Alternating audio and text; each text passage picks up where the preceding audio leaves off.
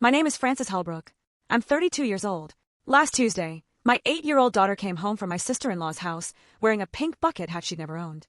Lily held the brim with both hands. She wouldn't look at me. I crouched down and smiled. Cute hat, baby. Where'd you get it? Nothing. Lily, take off the hat for me. I lifted it gently. Her auburn curls, 14 inches, of thick, spiraling red, were gone, hacked to uneven tufts. Close to the scalp on one side, jagged on the other. Above her right ear, a 2 inches, cut crusted with dried blood. In the plastic bag, she carried her braid wrapped in a tissue like a souvenir. Auntie said my hair wasn't fair to Chloe and made me wear this all day. What I did over the next 72 hours cost me my in-laws, nearly cost me my marriage, and dismantled the only extended family my daughter had ever known. I would do every single part of it again. Welcome back. This is where real family situations meet real consequences. No shouting matches, no fantasy revenge, just what actually happens when a quiet person stops staying quiet. If this one hits close to home, drop a comment below and make sure you're subscribed so you don't miss what comes next. I should back up. I entered the foster system at 6. My parents died in a highway pileup outside Akron, a Tuesday in January. Black ice, 3 cars. I went to my first foster home that Friday, then a second, then a third. Nobody was cruel. Nobody stayed. By 17, I'd aged out of the system with a GED, a duffel bag, and a very clear understanding of one thing. I would build my own stability brick by brick, and nobody would take it from me. I worked nights at a gas station, studied days, earned my nursing degree at 22 from a state school that cost me $41,000 in loans, got hired at a community hospital in pediatrics. I was good at it. Sick kids don't care about your backstory. They care whether you're steady. I met Daniel Holbrook when he brought his sister Megan into the ER for a sprained wrist. He was 25, tall, kind, embarrassed about his parking job. He asked me out in the hallway while Megan was getting x-rayed. I said yes before he finished the sentence. We married when I was 23. I'd saved $42,000 by then, every dollar tracked, and put it down on a small house on Ridgewood Lane. My name, my down payment, our home. Lily came a year later. Red hair from somewhere deep in whatever gene pool I'd never get to trace. Wild curls that corkscrewed in the humidity. She looked nothing like Daniel sighed. When Patricia, Daniel's mother, held Lily for the first time at the hospital, she studied the baby's face and said, "She looks nothing like a Holbrook." I smiled. I thought she meant it as a compliment. I was wrong about that. I was wrong about a lot of things that year. Holidays were the hardest and the best. In foster care, holidays meant watching other families through windows. At the Holbrook table, I had a seat. It wasn't a good seat, and nobody passed me things without being asked, but it existed. Patricia wrote place cards in calligraphy every Thanksgiving. Mine always said Frances. Not Frances Holbrook, just Frances. Like a guest who might not return. But Lily had cousins. Lily had a grandmother who bought her birthday presents. Always practical, never quite right, but wrapped in paper with a bow. Lily had Sunday roasts and Easter egg hunts, and a stocking at the Holbrook fireplace with her name in glitter glue. I would have sat at the end of 100 tables to keep that for her. The Holbrook family operated on a simple principle. Patricia decided, and everyone complied. She was 61, widowed 8 years. She lived alone in a 4-bedroom colonial on Maple Drive that she kept like a museum, plastic on the sofa, no shoes past the foyer, Sunday dinners mandatory. Miss a Sunday, and you'd hear about it for the next 4. Daniel was her younger child, quiet, reliable, the one who mowed her lawn and fixed her gutters. He loved his mother the way soldiers love chain of command. Not always willingly, but deeply. Megan was the older one, 35, divorced, raising 9-year-old Chloe alone. 3 years back, she'd lost her job at a marketing firm and announced she was pivoting to content creation. Patricia wrote her a check for $12,000. Ring lights, a camera, editing software. An investment, Patricia called it. Megan has always been the creative one. Megan's Instagram, @MeganMakesItWork, sat at 78,000 followers. Her niche was the aspirational single mom, meal prep Sundays, Chloe in matching outfits, real talk captions about doing it all. The comments were kind. The sponsorships paid just enough. And me. I sat at the end of the table every Sunday. Not because there were no other seats. Patricia set my plate there. Every week, farthest from her, closest to the kitchen. "Frances, could you grab more bread? Frances, the gravy's getting cold. Frances, you don't mind, do you?" I never minded. That was the deal I'd made with myself. Any family, even one that seated you by the door, was better than no family. Lily deserved cousins. Lily deserved Sunday dinners and holiday traditions, and a grandmother who remembered her birthday. Patricia called Lily the redhead every time. Not Lily, not sweetheart, the redhead. She'd say it the way you might describe a feature on a house you're considering buying, not with dislike, but without attachment. "How's the redhead doing in school?" "The redhead's gotten tall." I told myself it was a term of endearment. I told myself a lot of things that year. I believed it all completely, right up until I didn't. Here's what you need to understand about Megan's account. It wasn't a hobby. It was an identity. 3 months before the spa day, her engagement dropped 40%. Her juice sponsor pulled out. A children's clothing boutique stopped answering emails. 78,000 followers, and the algorithm had moved on. So Megan tried something new. She started a series called Cousin Glow Up. Lily and Chloe doing hair, trying outfits, mini makeovers. Harmless, right? The first video tripled her usual views. Comment sections lit up, but not the way Megan wanted. OMG, the redhead is stunning. Chloe's cute, but that other girl is a whole model. More of the curly-haired one, please. I watched Megan delete those comments in real time. She'd sit on Patricia's couch during Sunday dinners, phone in hand, thumb swiping. Delete, delete, delete. Then the framing changed. Lily appeared from the neck down. Lily wore hats. Lily stood behind. The camera angle shifted, so you could barely see the red curls. Once I opened Megan's story, and Chloe was sitting in front of the ring light at home, just sitting there staring at it alone. The child lived inside her mother's frame. I mentioned it casually to Daniel. I'd rather Lily's face not be on Megan's account. He related to Megan. She texted me directly. It's family content. Francis, relax. Patricia called the same evening. Megan's hurt that you don't support her business. She's doing this for Chloe. Can't you be a team player? I dropped it the way I always drop things. The way foster kids learn to drop things. Quietly, quickly, because making noise means getting moved. That instinct kept me safe for 26 years. It almost destroyed my daughter. I should mention one more thing about the Cousin Glow Up series. The third episode, the one before the spa day, had 42,000 views. Megan's best performing video in 8 months. In the comments, someone wrote, "The redhead's hair is everything. Please do a whole tutorial on those curls." Megan screenshotted that comment and sent it to the family group chat with a string of fire emojis. I thought she was proud of Lily. She was counting the views that Lily's hair generated. There's a difference. One is love, the other is inventory. The invitation came on a Thursday. Megan's voice, bright and practiced. Saturday, cousin spa day at my place. Face masks, nail painting, hair braiding. Chloe's been begging for it. Daniel was leaving Friday morning for a 3-day tech conference in Dallas. I'd be pulling a 12-hour night shift at the hospital Saturday into Sunday. I hesitated. Megan noticed. Francis, come on. It's facials and glitter polish. The girls will love it. Patricia called 30 minutes later, right on schedule. Let the girls have fun, Francis. Don't be that mother. Don't be that mother. 4 words that have kept more women quiet than any threat ever could. I said yes. Saturday morning, I drove Lily to Megan's house. 10 a.m. sunny. Chloe was already on the porch waving. Inside, I could see face mask packets on the coffee table, nail polish in a row, towel stacked. Everything Instagram ready. Lily unbuckled her seatbelt and ran up the walkway without looking back. Megan met her at the door. Big smile. We're going to have so much fun. I noticed the ring light. It was already set up in the living room. Tripod beside it. I told myself it was just for fun. Megan, no posting Lily's face, okay? She waved a hand. Of course. Of course. Lily disappeared inside. The door closed. I sat in the driveway for a moment, keys in my lap, and felt something I couldn't name. Not worry exactly. More like the feeling you get when you hand someone a glass object and watch their grip. I drove home. I went to work. Megan would drop Lily off Sunday morning. That was the plan. Sunday, 11 a.m. I'd been off the night shift for 3 hours. Coffee going cold on the counter, still in scrubs. Megan's SUV pulled into the driveway. I heard the horn. 2 short taps.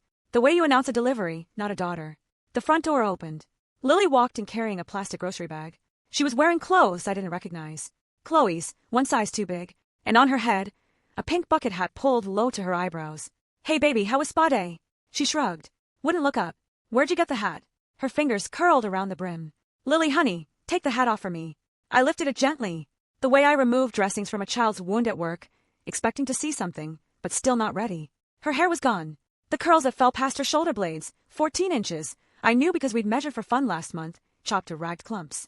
One side shaved close to the scalp, the other left in uneven tufts. Like whoever did it lost patience halfway through. Above her right ear at 2 inches. Laceration, dried blood rust brown in a thin line down to her earlobe. I opened the plastic bag. Inside, her braid, the full thick auburn rope of it wrapped in a single tissue like a gift. Auntie said my hair wasn't fair to Chloe and made me wear this all day. She said it the way children report facts. No anger, no understanding, just the words an adult gave her, repeated perfectly, like a message in a bottle she didn't know she was carrying. I checked the wound. Clean edges gone ragged where the scissors had twisted. 2 inches, ear to scalp. Not deep enough to stitch, but deep enough to scar. Deep enough that a dull blade on a child's head meant someone pressed down with purpose and lost control. My coffee sat on the counter. Megan's SUV was already gone. The house was so quiet I could hear the kitchen clock. I set the hat on the table. I set the bag beside it. I went to the bathroom and pulled my nursing kit from under the sink. I didn't call the police. I didn't text Daniel. I washed the blood off my daughter's ear with a sterile pad, and I started taking photographs. Nurse mode has a switch. You flip it, and everything else goes dark. The anger, the shaking hands, the urge to scream. What's left is procedure. I took 11 photographs. Close-up of the laceration with a plastic ruler beside it for scale. Wide shots showing the pattern of cuts across her scalp. The braid laid on a white towel measured at 14¼ inch. Timestamp on every image. Natural light from the bathroom window. I wrote down Lily's account and her words exactly as she said them on a lined legal pad, printed my name, dated it, timed it. 12:47 p.m. Then I sealed the braid in a gallon Ziploc bag and wrote evidence on the front with a black Sharpie. I called Elena Marsh. Dr. Marsh, pediatrician, my colleague for 7 years, the person who taught me how to spot abuse fractures in toddlers during my second month on the floor. Elena, I need you to see Lily tonight. Off the record first. On the record tomorrow.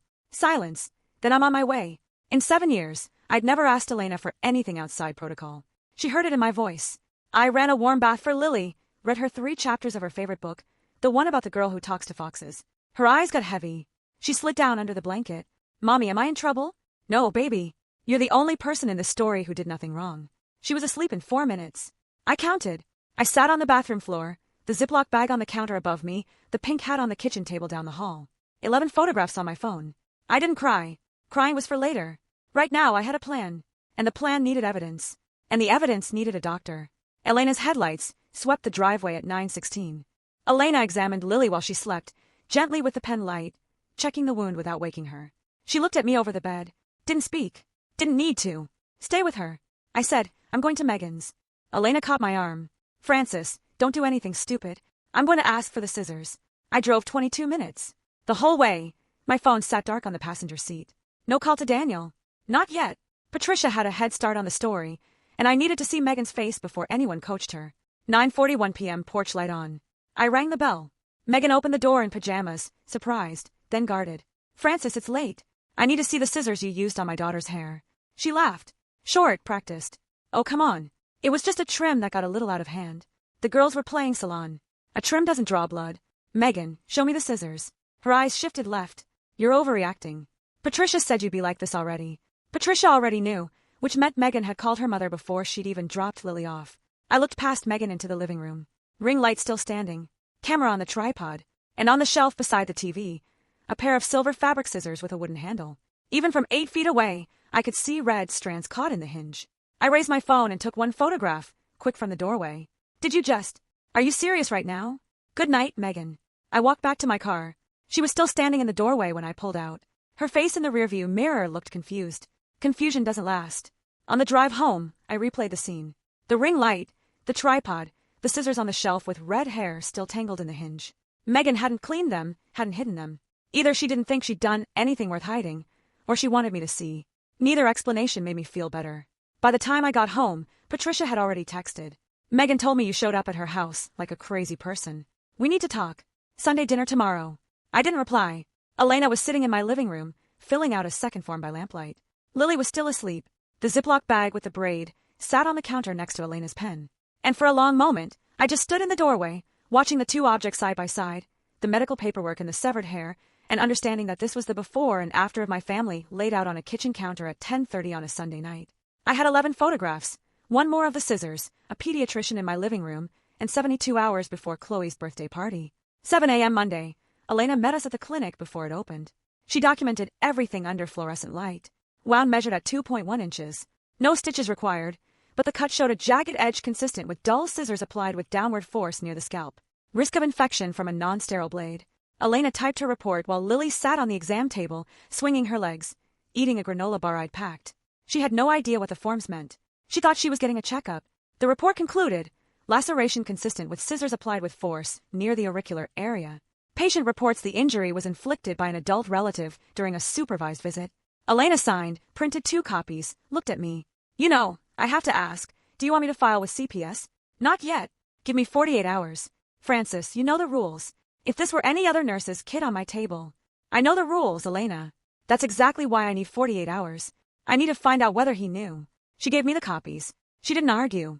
In 7 years, she'd learned when I meant something. I sat in the hospital parking lot and called Daniel. First time since Saturday morning. Hey, babe, Mom told me Lily got a little haircut at Megan's. She said Lily asked for it. Daniel, there is a 2 inches. Cut above your daughter's right ear. There's blood.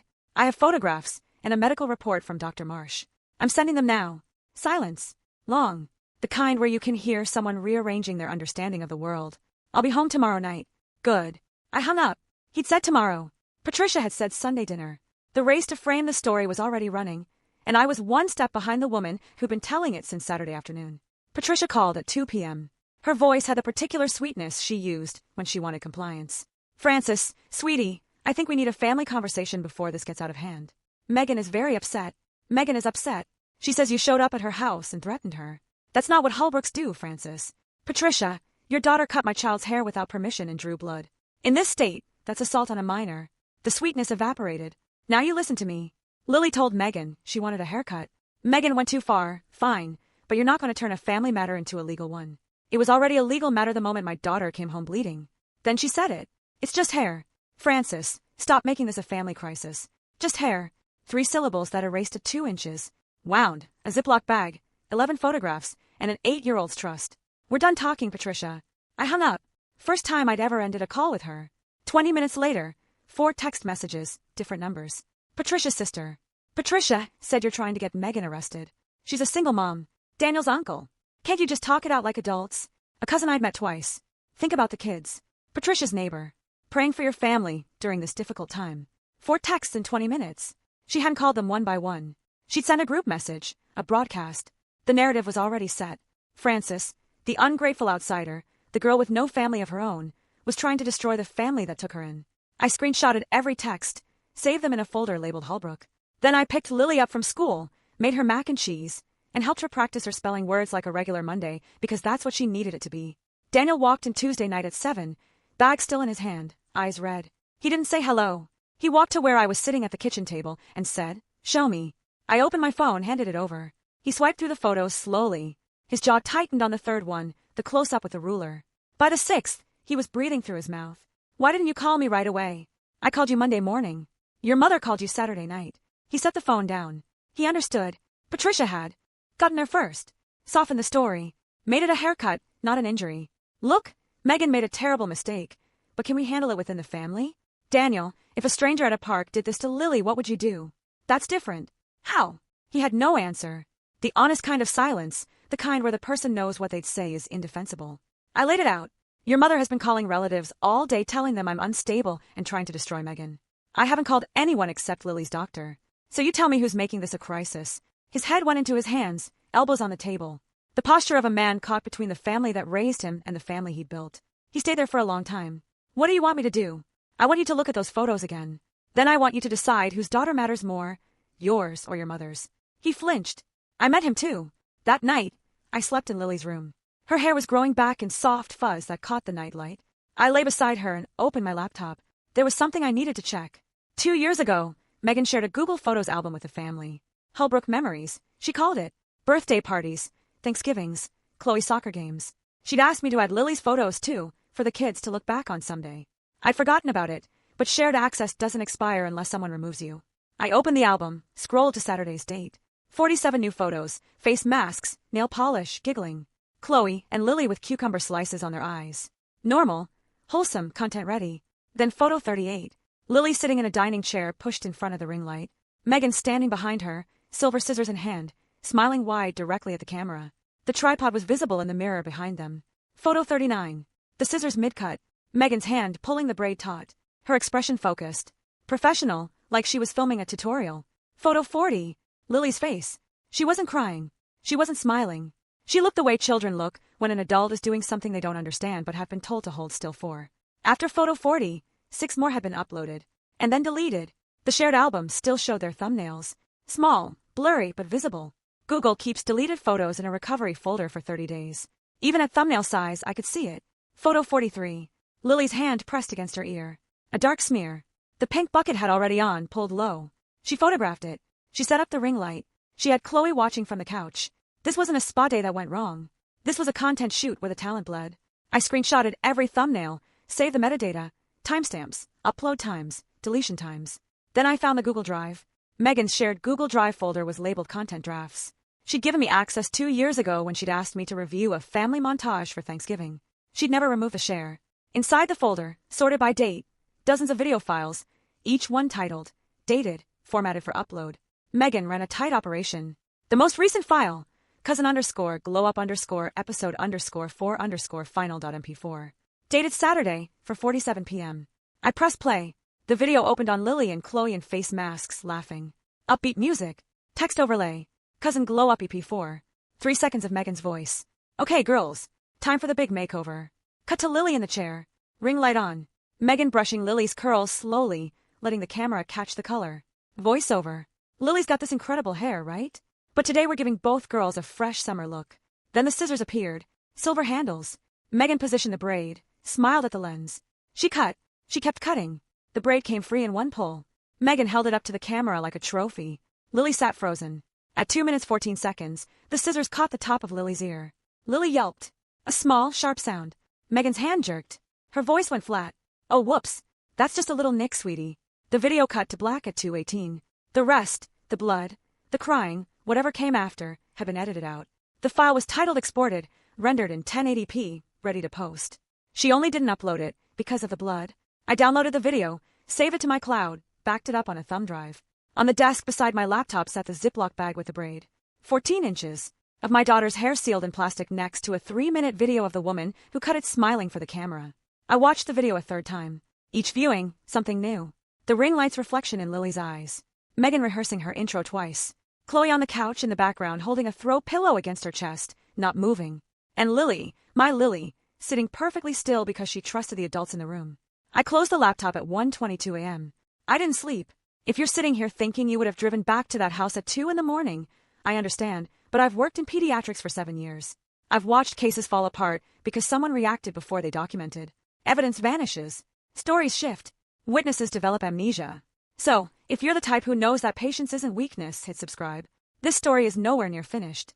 Wednesday, Patricia summoned a family meeting at her house. 7 o'clock, everyone needs to be there.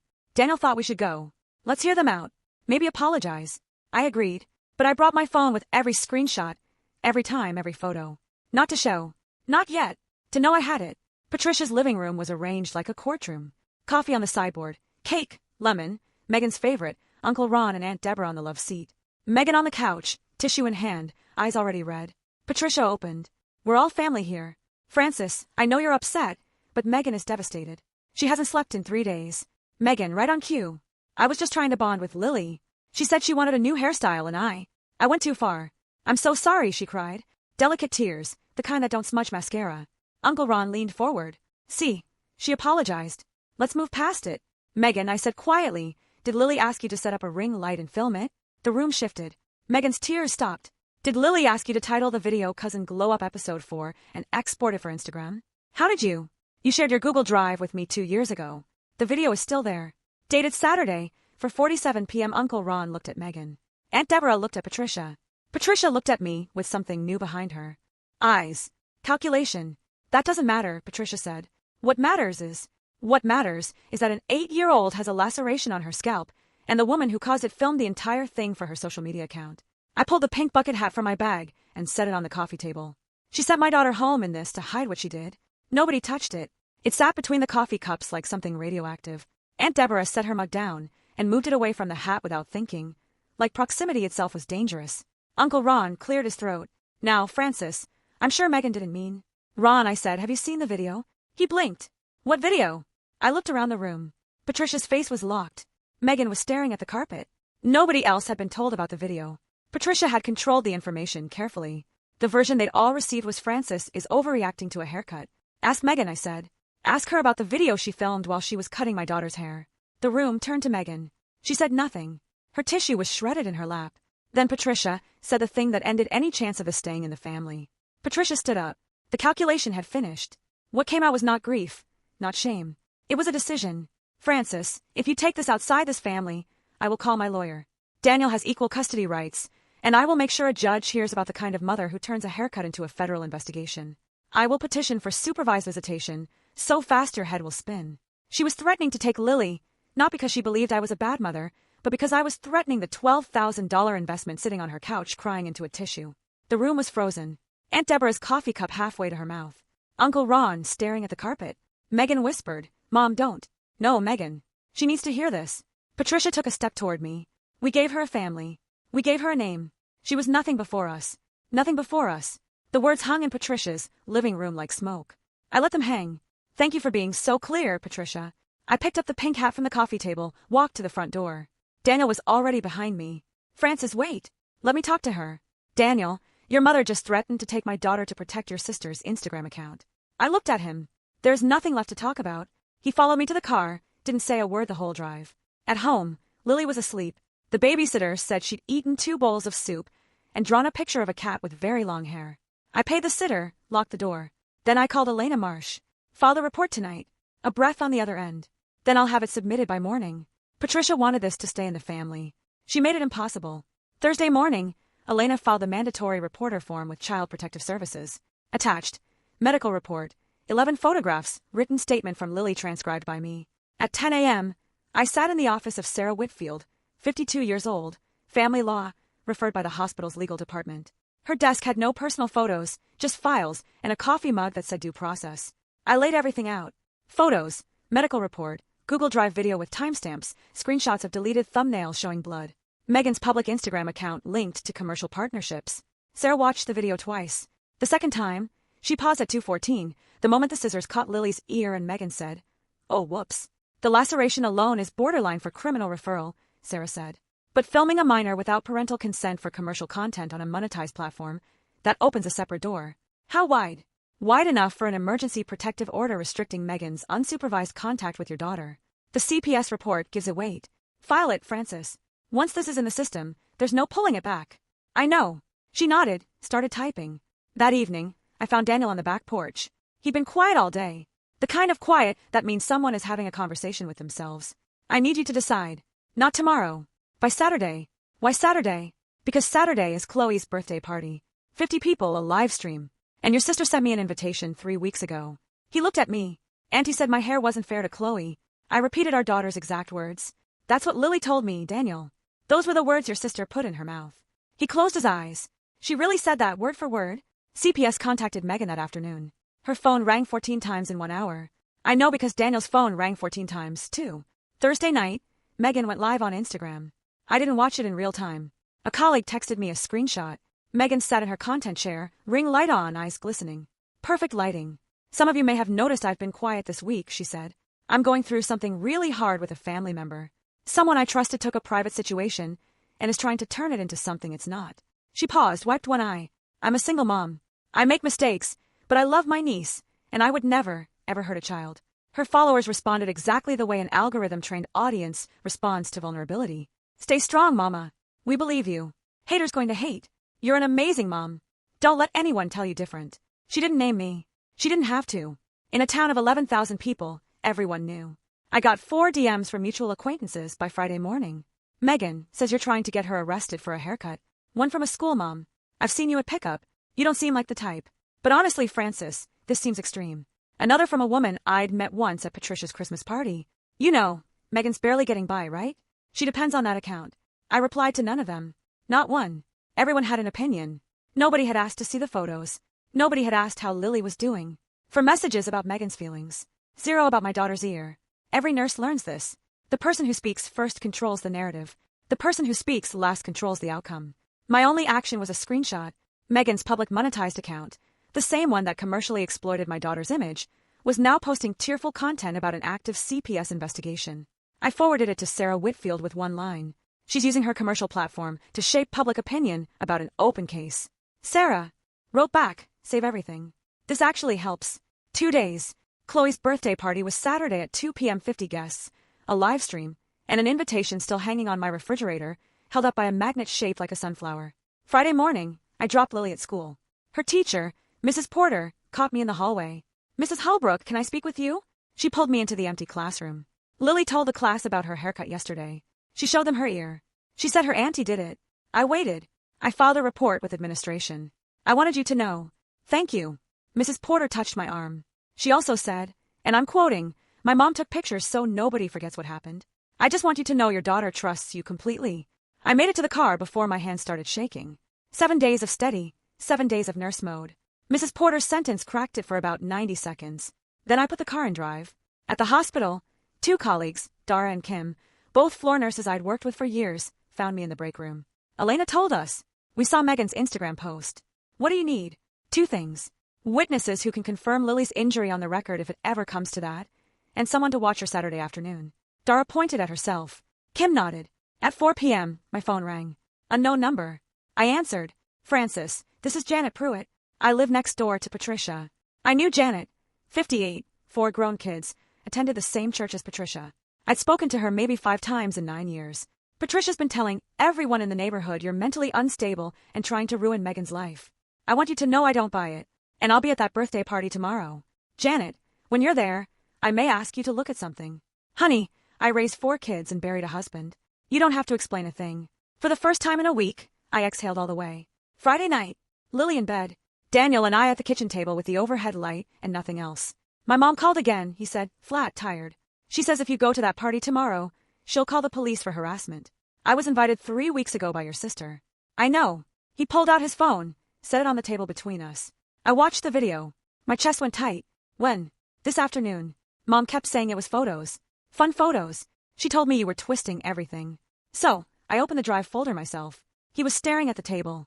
I watched my sister cut our daughter's hair while smiling at a camera. Francis. I watched her hold the braid up like she'd won something. And I called Mom. I told her I saw the video. She said. He stopped, started again. You shouldn't have been looking through Megan's private files. I let that sit. That's her answer. Daniel, your daughter is bleeding in a video, and your mother's concern is that you saw it. He wiped his face, rough, like he was trying to rearrange it. I'm coming with you tomorrow. Are you sure? Because once we walk in there, you can't take it back. I should have said something Monday. I should have said it Saturday when Mom called me in Dallas. I believed her because I always believe her and His voice broke. I'm sorry. He put his hand on the table, palm up. I didn't take it. Not yet. But I didn't pull away. Some things you rebuild 1 inch at a time, the same way hair grows back. We sat like that for a long time. The kitchen clock ticked. Saturday was 12 hours away. Saturday, 9 a.m. party at 2. I showered, put on a plain blue blouse and dark jeans. No jewelry, no makeup beyond what I'd wear to the grocery store. I wasn't putting on a show. I was delivering a file from the printer. 3 copies of Elena's medical report, 3 sets of key screenshots, the Google Drive video file with its title and timestamp, the deleted photo thumbnails, the Instagram story where Megan positioned herself as the victim. Each set in a clear plastic sleeve, all 3 inside a manila folder. On top, the CPS case number, redacted, printed on hospital letterhead. Not to threaten, to confirm this was already in the system, and no amount of Sunday dinner diplomacy would undo it. Lily was going to Dara's house. I packed her a bag, books, swimsuit, her stuffed rabbit. She stood in the doorway while I zipped it. Is Auntie Megan going to be mad at me? I knelt, looked her in the eye. Nobody gets to be mad at you for having your own hair. Nobody ever. She nodded. Serious. Then can Dara make waffles? I already asked her. She said yes. Dara picked Lily up at 11. Lily waved from the back seat. I waved back. Daniel was already in the car. Engine running. I got in. Put the manila folder on my lap. It weighed almost nothing. 1 folder, 12 printed pages. A story told in timestamps, measurements, and medical terminology. We drove 18 minutes to Patricia's house in silence. The radio was off. The windows were up. Daniel kept both hands on the wheel. You don't have to say anything, I told him. Just stand next to me. I'll be there. I believed him. For the first time in 6 days, I believed him. Patricia's backyard looked like a catalog. Pink and purple balloons tied to every fence post. A banner across the porch. Happy 9th birthday, Chloe. A long table draped in white with a 3-tier cake at the center.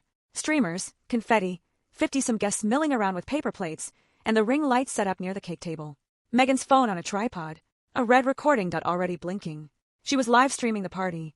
Megan spotted us first. Her face did something fast. Surprise, then anger, then the smile that paid her rent. Francis. Daniel. So glad you could come. Camera voice. She tilted slightly toward the tripod. Performance. Patricia materialized at the gate. I'm surprised you had the nerve to show up. Mom. Daniel's voice was steady. We're here for Chloe's birthday. Patricia ignored him. Eyes on me. Where's Lily? With a friend. You didn't bring your own daughter to her cousin's birthday party. What kind of? The kind whose daughter still has a wound above her ear? Patricia. She went red, turned her back, walked to the cake table. Daniel and I found 2 chairs near the fence. I held the manila folder under my arm, flat against my side. Janet Pruitt was across the yard in a floral blouse. Our eyes met. She nodded once, small. The way women communicate when they've agreed on something without speaking. Megan was circulating, phone in hand, greeting guests, angling for the camera. Look at this turnout. Chloe waved to the stream.